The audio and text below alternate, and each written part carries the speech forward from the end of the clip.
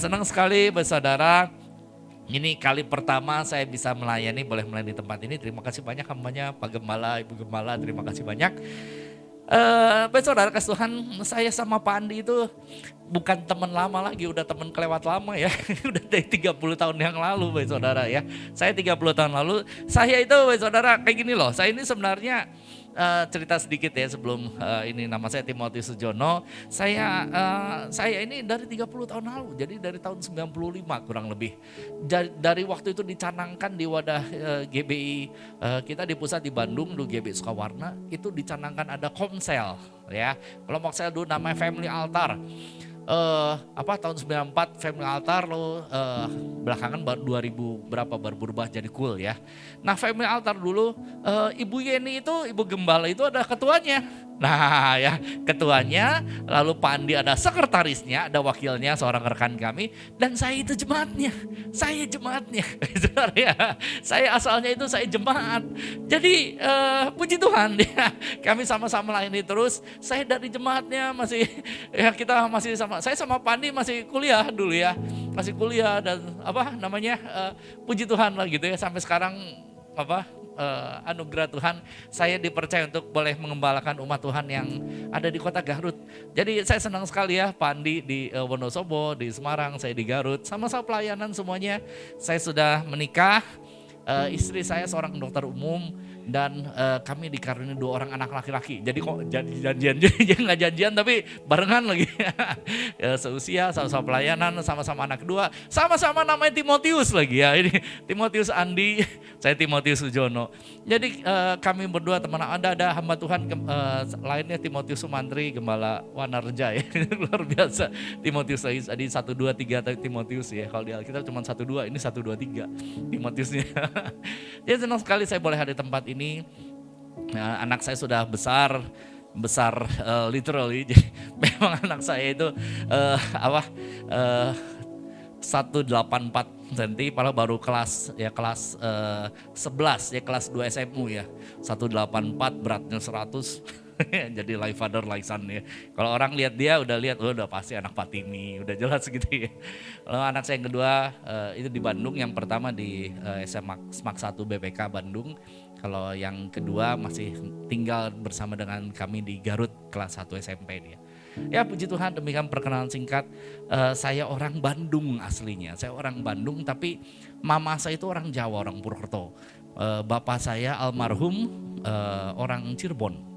Kalau istri saya itu orang Lampung, tapi keluarganya itu dari Singkawang. Dia masih generasi ketiga dari cungkoknya ya. Kalau Dogi itu masih Stanbum ya, masih ada tatonya. Kalau saya sudah generasi ketujuh ya.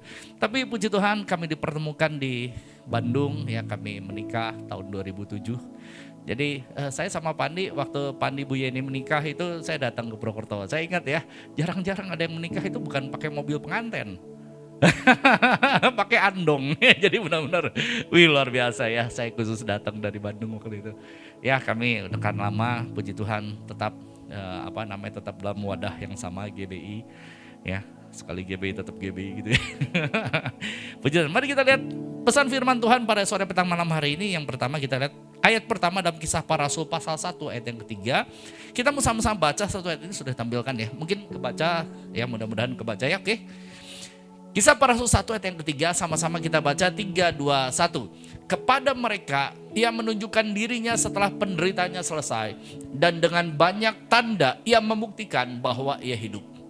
Sebab selama 40 hari ia berulang-ulang menampakkan diri dan berbicara kepada mereka tentang baik saudara, bulan April kemarin kita rayakan dari Jumat Agung, betul ya. Lalu Paskah. Lalu setelah itu Paskah kebangkitan Tuhan Yesus dari kematian, mengalahkan maut.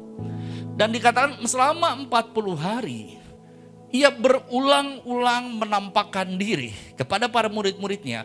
Dan dikatakan berbicara kepada mereka tentang kerajaan Allah.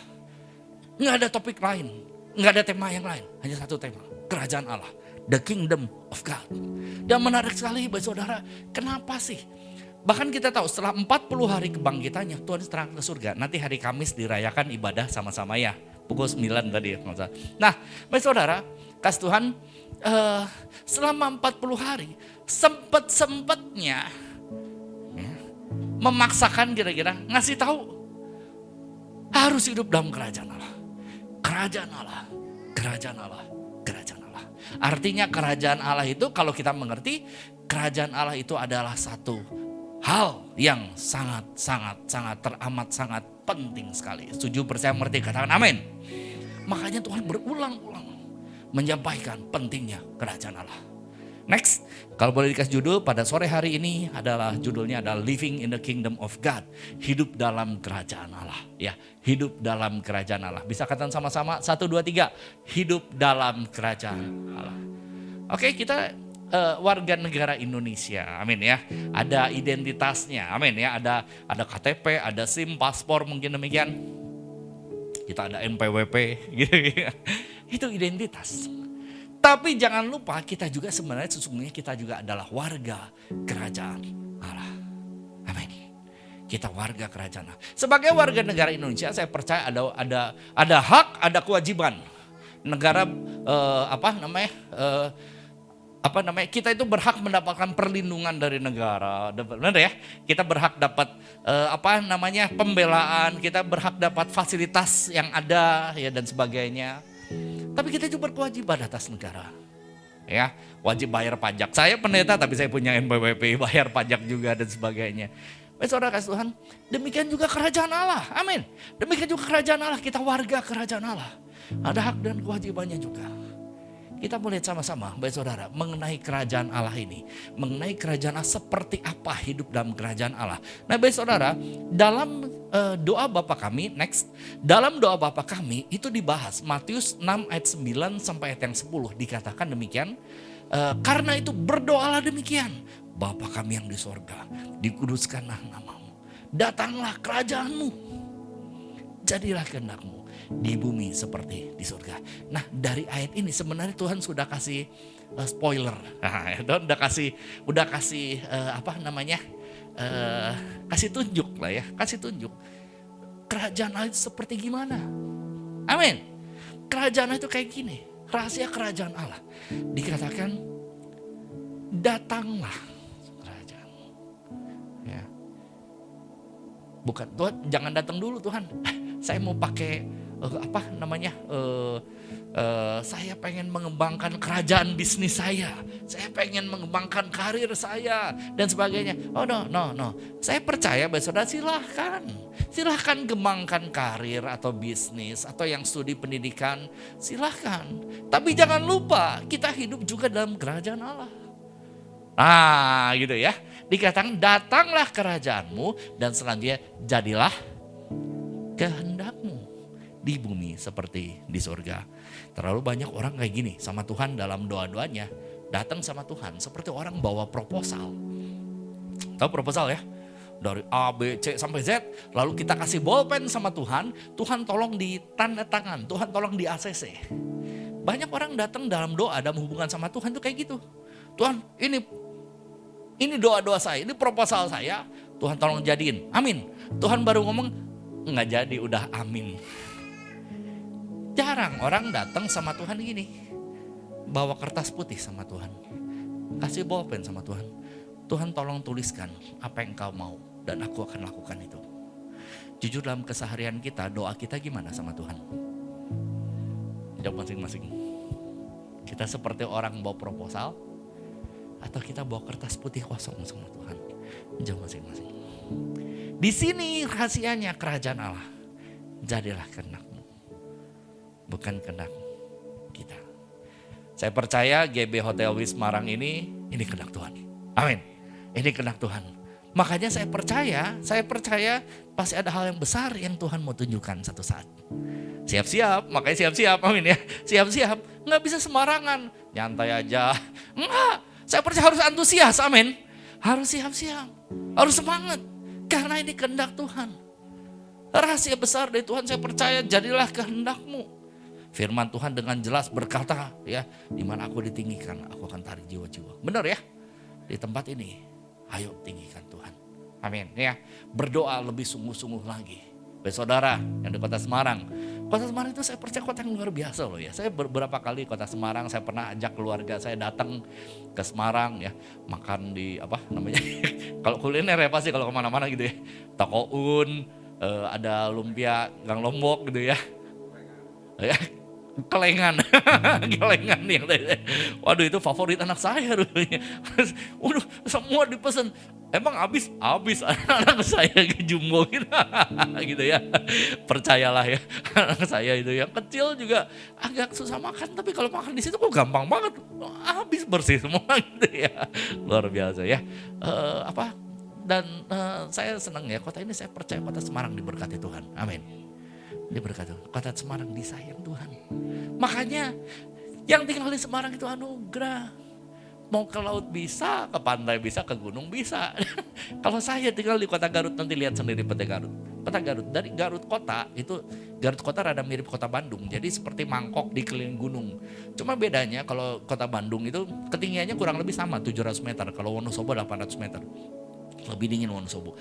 Kota Bandung dikelilingi beberapa gunung yang ya bukit lah mungkin. Kalau Garut dikelilingi gunung betul, tapi gunungnya gunung berapi semua. Gitu ya, dia agak serem juga ya.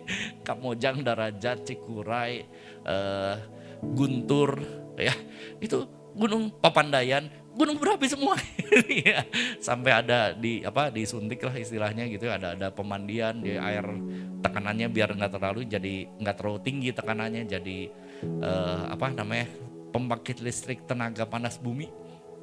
Ya. Itu dan ke laut itu jauh 2 jam, hampir 3 jam, 2 jam kalau ngebut, 3 jam kalau nyantai. Dan jauh, kalau di sini dekat ke laut bisa, mau ngadem ke gunung bisa gitu ya. Semarang itu enak, makanannya enak, semua enak. Saya percaya kota Semarang diberkati. Makanya harus semangat, saya percaya yang di GB Wis Semarang ini ya, saya percaya jiwa-jiwa banyak luar biasa gitu ya. Kalau di Garut itu Pak Andi Ibu Yenti dari dulu punya sejarah ya, dari tahun 95 udah pernah ke kota Garut, bolak-balik lagi ya. Seminggu sekali mungkin dulu waktu itu ya. Jadi sebagai pendoa, bikin kubu doa, saya nggak tahu, saya nggak pernah pikiran bakalan jadi gembala gitu ya. Tahun 2003 saya mulai pelayanan khotbah di kota Garut waktu itu. Dan saya nggak tahu kalau saya bakalan jadi gembala di situ gitu ya, ditunjuk. Dan saya percaya rencana Tuhan itu indah lah. Rencana itu pasti indah, rancangan damai sejahtera, hari depan penuh harapan. Amin. Yang percaya katakan amin. Yang percaya lambaikan tangan tinggi-tinggi. Tolong di stop tinggi. Oke, malaikat tolong difoto dulu. Oke. Saya percaya semuanya ya, diberkati Tuhan. Rancangan indah, rancangan dahsyat buat kita semua. Inilah hidup dalam kerajaan Allah. Kerajaan Allah, desain Tuhan, rancangan Tuhan, kehendak Tuhan. Bukan maunya kita. Tolong garis bawahi. Kalau yang di garis bawah itu artinya penting ya. Betul ya. Jadi orang yang punya kumis itu pasti artinya menganggap hidungnya penting, makanya digaris bawahi. Gitu ya. Baik saudara.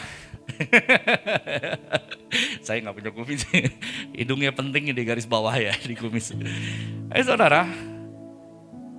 Tuhan Yesus berulang-ulang menyampaikan kerajaan Allah. Ya, artinya penting. Ya. Rencana Tuhan itu yang terbaik, garis bawahi, penting. Rencana kita, kehendak kita itu nggak ada apa-apanya dibandingkan kehendak Tuhan. Ini yang harus kita mengerti. Jangan pernah paksakan kehendak atau rancangan kita. Karena dibandingkan dengan rencana Tuhan, itu pasti rancangan kita itu nggak ada apa-apanya. Cita-cita kita nggak ada apa-apanya. Rencana Tuhan yang terbaik kok. Sejauh langit dari bumi, dikatakan demikian tingginya rancanganku dari rancanganmu. Demikian firman Tuhan. Amin. Maka dari itu, coba pernah gak doa, Tuhan aku rindu biar kehendak-Mu yang jadi, bukan kehendak-Ku. Amin. Kalau kehendak Tuhan yang jadi pasti indah. Pasti indah. Kita melihat next seperti apa. Kayak gini loh. Dalam Roma 12 ayat yang kedua dikatakan janganlah kamu menjadi serupa dengan dunia ini. Tapi berubahlah oleh pembaharuan budimu. Sehingga kamu dapat membedakan manakah kehendak Allah. Apa yang baik, yang berkenan dan yang sempurna. Satu ayat yang luar biasa, Roma 12 ayat yang kedua. Kita ini kayak gini, baik saudara kasih Tuhan. Kita masih hidup dalam dunia. Amin ya. Kaki kita ini masih nampak sama tanah. Belum melayang gitu ya. Kita belum ada sayapnya, nggak ada lingkaran atas kepala, mungkin banyak menyangka demikian. Kita masih di bumi ini. Tapi sebagai warga kerajaan Allah, Tuhan mau agar kita memiliki cara hidup kerajaan Allah. Living in the kingdom of God. Artinya jangan ikut arus dunia yang tidak sesuai dengan firman Tuhan. Baik saudara, kita kalau kita beli gadget ya, gadget kita mungkin ya ada itunya ya, ada owner's manual ya, petunjuk penggunaannya. Saya mau tanya, seberapa banyak yang kita beli handphone lalu kita baca dulu sebelum kita pakai? Jarang. Kebanyakan langsung dipergunakan, betul ya? Langsung dipakai. Enggak baca dulu. Bisa terima saya. Kemudian langsung dioprek terus gitu, kalau ada yang bingung nih, gimana? Tanya teman, ini caranya gimana? Mungkin kayak gini, mungkin begitu. Belum tentu benar. Sebenarnya udah ada di owner's manualnya. Ikuti mas saya, men. Alkitab ini owner's manual, tapi kok nggak dibaca? Gitu ya. Tadi saya sepanjang mobil sama Pak Andi ada lagu bagus yang gimana? Hei jangan malas baca Alkitab, pada lagu gitu ya. Saya percaya ini yang Tuhan mau kita jangan malas. Ini udah ada owner's manualnya, petunjuk penggunaannya. Jangan tanya sana sini untuk kehidupan, betul ya? Belum tentu benar. Jangan-jangan ngaco. Dikatakan ayat ini bagus loh. Kalau nanti cek sendiri ada terjemahan, saya lupa apa ya, NLT kalau nggak salah, New Living Translation. Dikatakan gini, do not confirm any longer to the pattern of this world. Jangan lagi konfirmasi, jangan lagi setuju, jangan lagi ikut-ikutan dengan cara-cara, pola-pola, patron dunia, to the pattern of this world, kepada patron dunia ini. Patron itu istilah seperti kayak buat bikin baju ya. Kalau bikin baju setelah diukur, itu dibikin patronnya dari kertas koran bekas mungkin atau kertas coklat mungkin demikian. Lalu digunting dari kertas itu. Lalu kertas itu kayak gini, kainnya dibentangkan, lalu patronnya ditaruh. Betul ya, kamu ibu mungkin lebih tahu ya. Patronnya ditaruh, lalu digunting mengikuti patron tersebut. Setelah itu dijahit, diobras, dijahit, dan jadilah baju yang keren seperti yang saya pakai mungkin gini. Ini bajunya ini tailor made. Baju ini diukur dulu gitu ya, nggak sembarangan, makanya pas, bentuknya bagus. Baik saudara, kalau kita datang sama Tuhan, kita harus kayak gini. Tuhan, ini hidupku. Ada lagu ya, Tuhan inilah hidupku, ku serahkan padamu. Benar ya? Kita serahkan sama Tuhan, kayak dimentangkan. Tuhan, tolong pasang patronnya Tuhan. Amin. Lalu digunting, dan saya percaya kehidupan kita jadi indah. Ya, tapi banyak orang kayak gini, ya, bentangkan kehidupan kita, lalu bawa patron sendiri, tanpa diukur, ya. Atau mungkin langsung kainnya digunting tanpa patron, hasilnya pasti jelek, nggak bener. Tapi harus pakai patronnya Tuhan.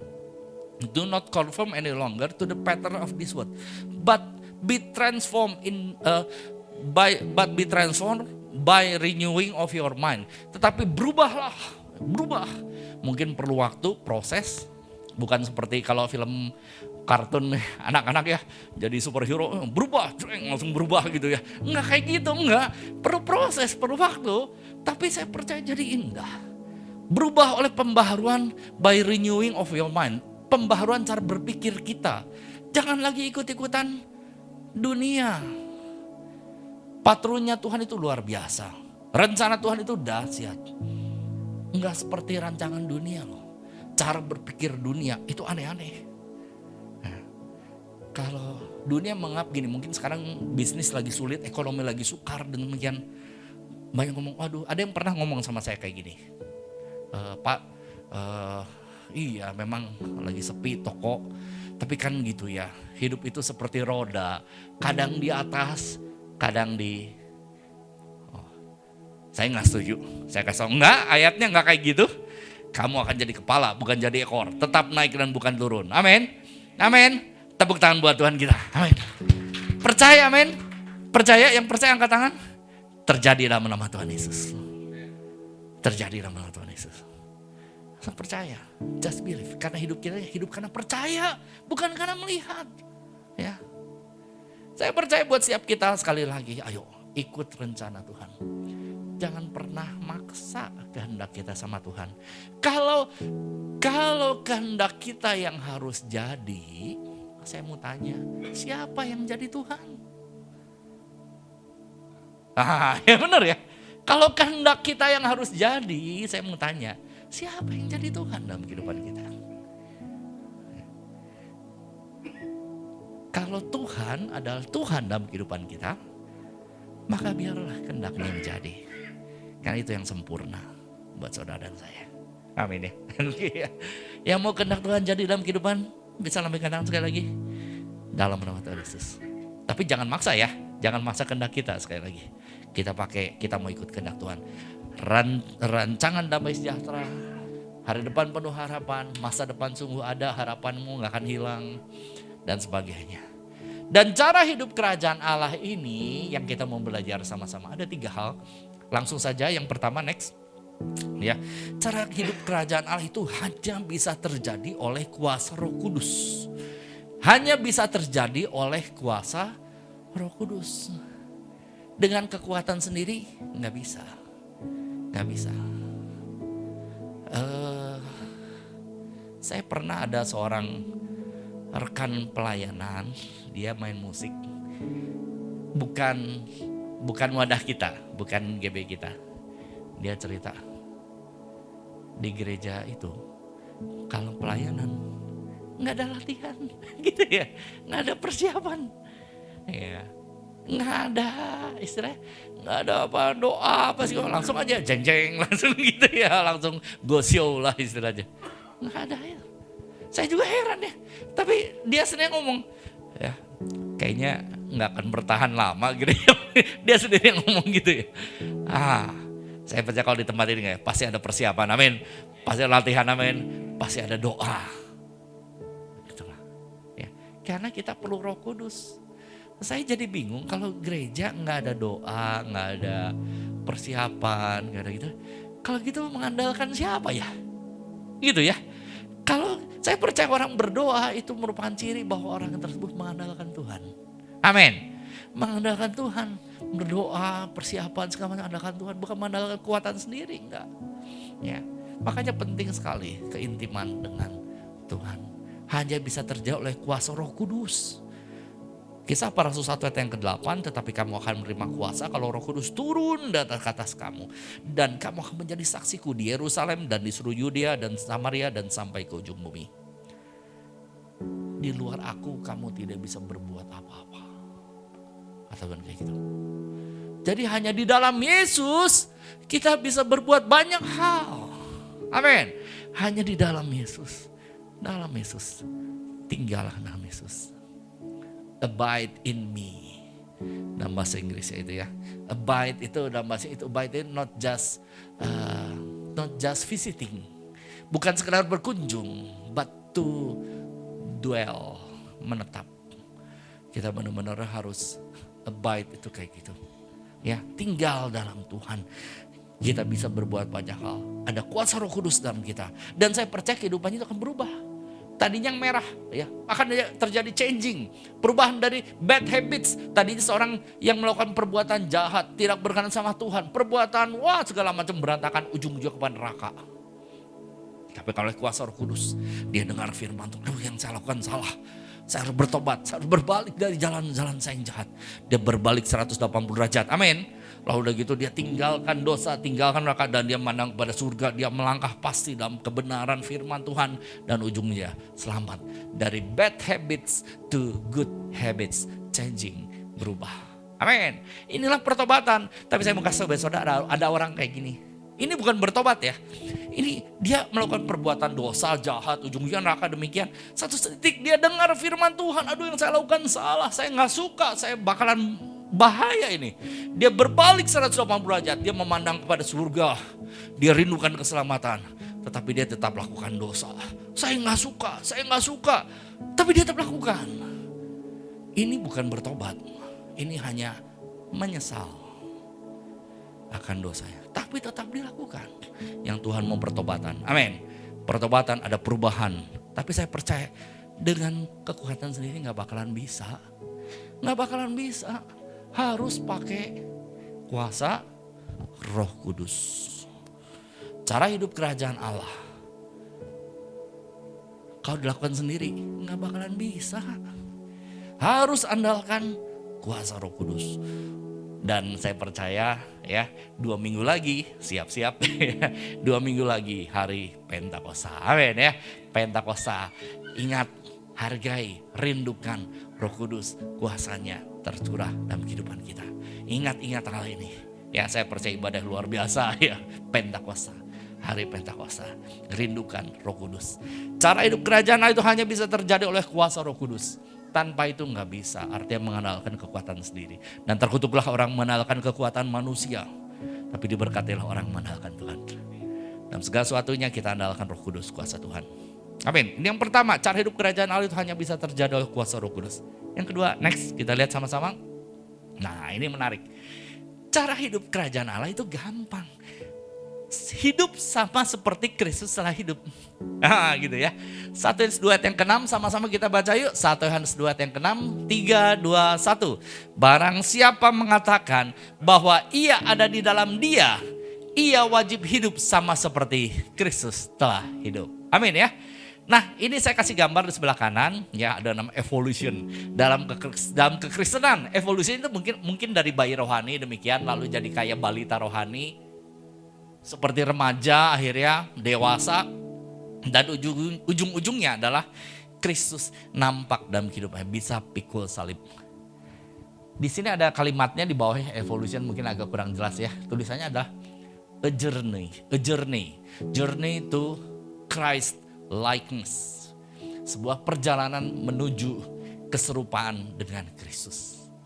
Dan itulah sebenarnya tujuan kekristenan. Ada orang Kristen dasarnya gini. Kenapa jadi Kristen? Karena saya pengen dipulihkan.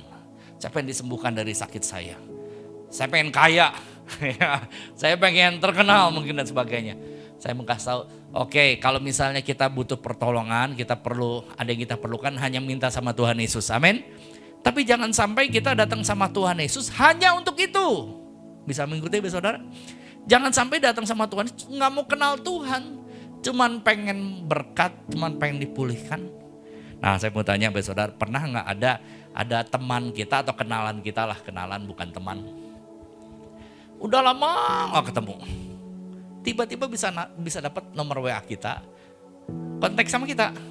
Lalu tanya sama kita, ya apa kabar, gimana, baik, ketemuan yuk. Oke, ketemuan.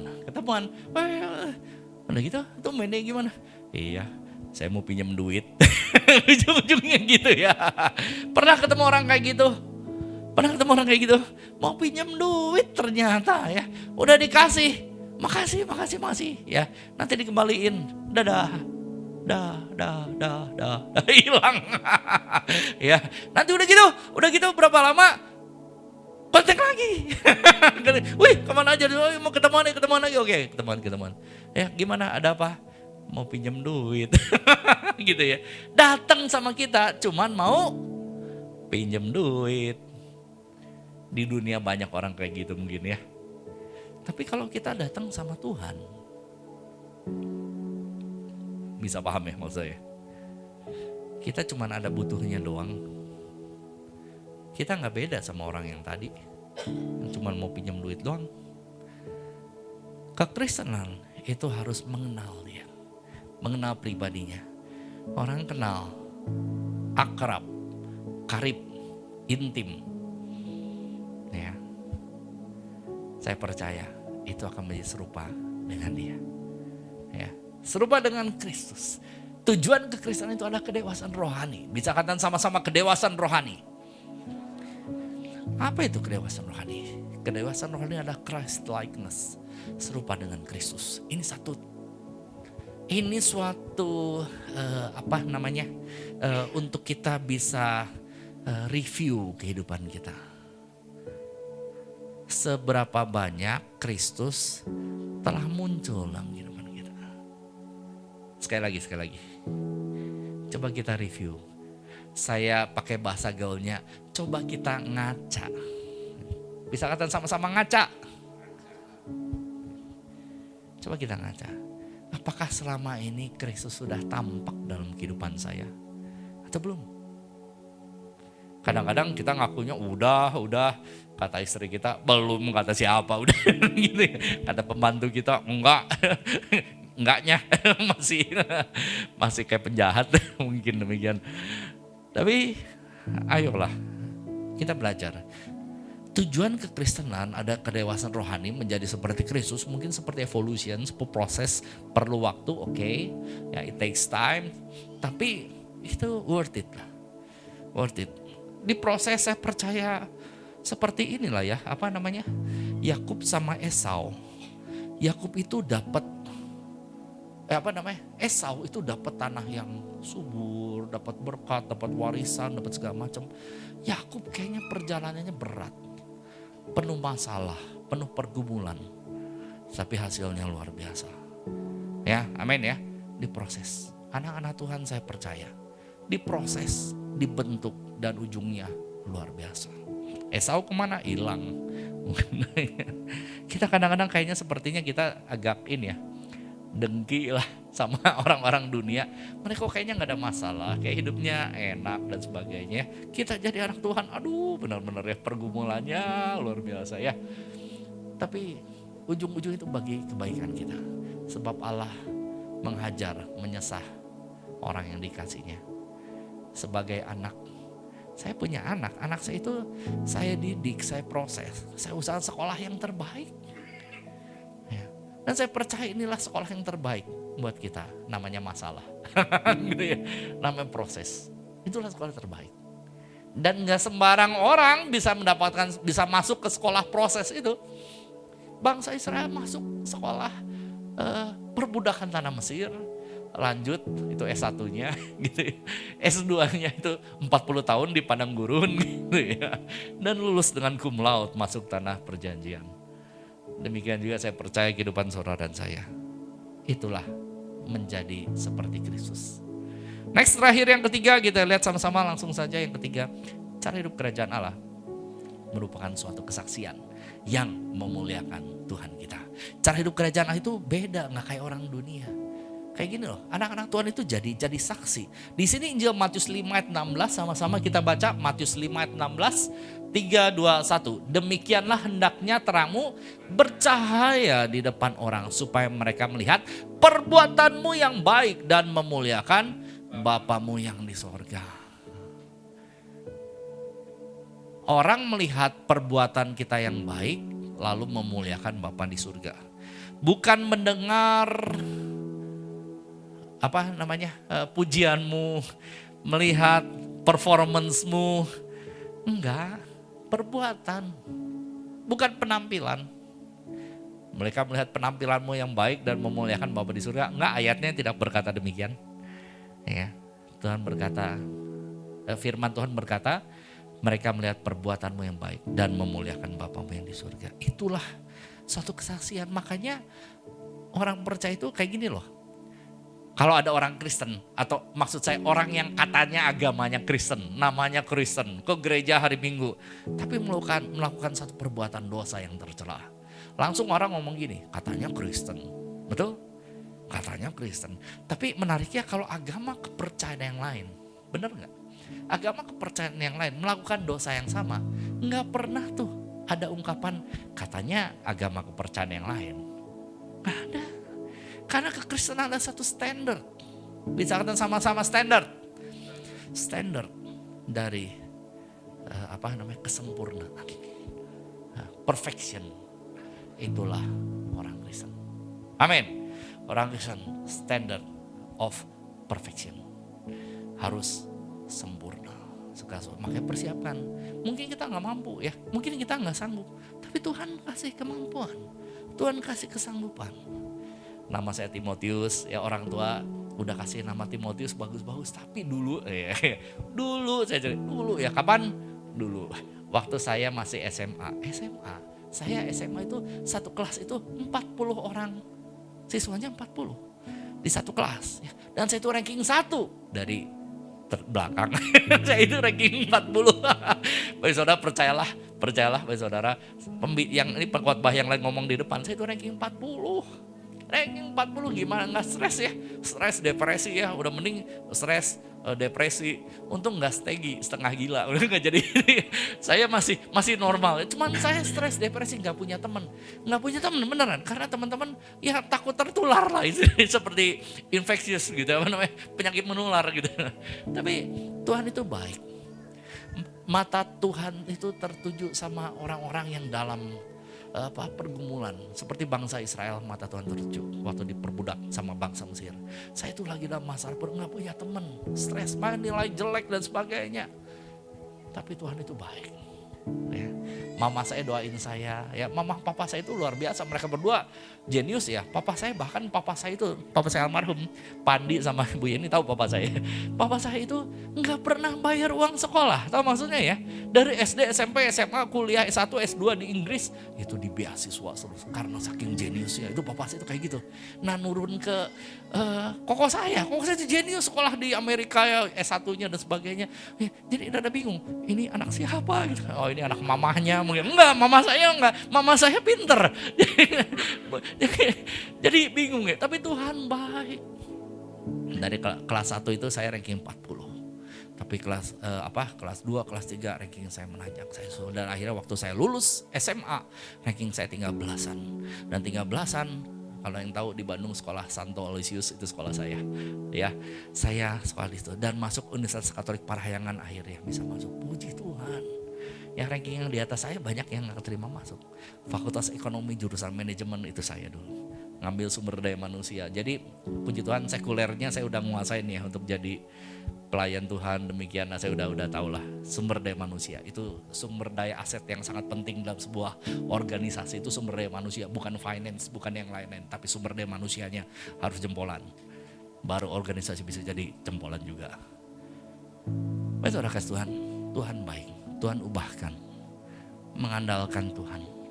Dan jadi kesaksian. Teman-teman saya sampai sekarang ada yang nggak jadi apa-apa, belum siapa-siapa. Tapi kalau saya bisa kayak gini, saya bisa saksikan ini karena Tuhan. Masih pada ingat, mereka tahu saya ranking terakhir, nggak punya teman, hampir nggak naik kelas. Tapi Tuhan itu Tuhan yang dahsyat, yang bego bisa dibikin pinter. Amin ya. Ini Tuhan kita, yang sakit sembuh, yang mati aja bisa hidup kembali. Maka dari itu ayo kita ikut antusias, amin ya. Antusias, semangat. Jangan kayak tahu ya kalau misalnya tadi di jalan banyak ada truk gitu ya. Kadang-kadang di bagian tutup bak belakangnya ada kalimatnya lucu-lucu gitu ya. Kalimatnya aneh-aneh. Pernah baca ya? Ada salah satu yang lucu ya. Tulisannya kayak gini. Bahasa Inggris. Tolong terjemahkan coba ya. Kalimatnya gini. Don't reach people difficult. Apa grammarnya jelek banget ya, apa itu don't reach, nggak ada artinya, tapi ternyata harus diterjemahkan secara literally, di satu-satu, yaitu adalah jangan kayak orang susah. Don't reach people difficult, jangan kayak orang susah, itu bahasa Inggrisnya hancur banget ya. Don't reach people difficult, jangan kayak orang susah. Kita ini jangan kayak orang susah, ikut Tuhan, amin. Pencipta alam semesta, amin. Allah yang dahsyat, luar biasa, besar, perkasa. Semangat dong, bisa katakan sama-sama semangat dong. Katakan kanan kirinya semangat dong. Semangat. Jangan lagi kayak orang susah. Don't reach people difficult.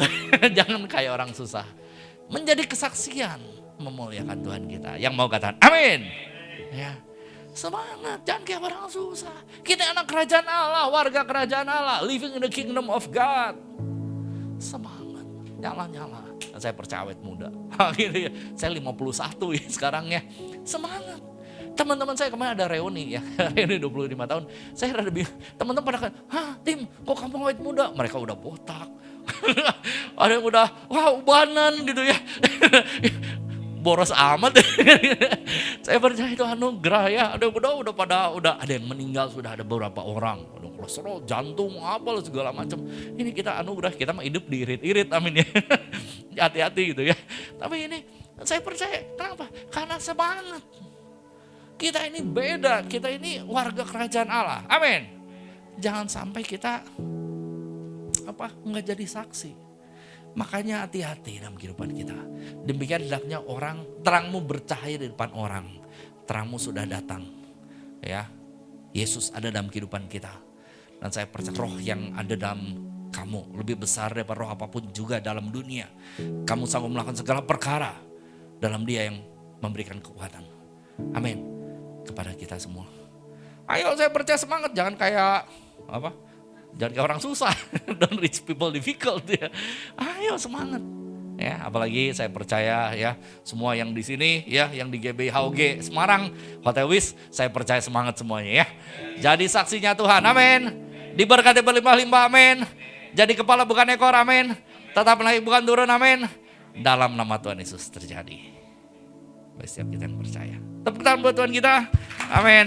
Next, terakhir kesimpulannya sekali lagi, cara hidup kerajaan Allah itu kayak gini. Yang pertama, hanya bisa terjadi oleh kuasa Roh Kudus. Kuasa kita gak bisa. Yang tadi ya, saya bego. Cuman Roh Kudus yang mengubahkan. Kemuliaan bagi Tuhan. Kalau kita bisa mencapai satu prestasi tertentu dalam kehidupan kita, ada orang muji kita, saya kasih tahu ya, jangan bangga dulu. Oh iya, siapa dulu gue. Jangan gitu. Tapi kita harus, ya ini karena Tuhan. Ini karena Tuhan. Ya, yang pertama karena Roh Kudus. Yang kedua itu adalah hidup sama seperti Kristus telah hidup, Christ likeness. Yang ketiga merupakan satu kesaksian yang memuliakan Tuhan kita. Kehidupan kita menjadi saksi memuliakan nama Tuhan. Dan saya percaya saudara dan saya mendapatkan perkenanan Tuhan. Kehidupan kita menyenangkan hati Tuhan. Sekarang sampai selama-lamanya. Tepuk tangan buat Tuhan kita. Amin.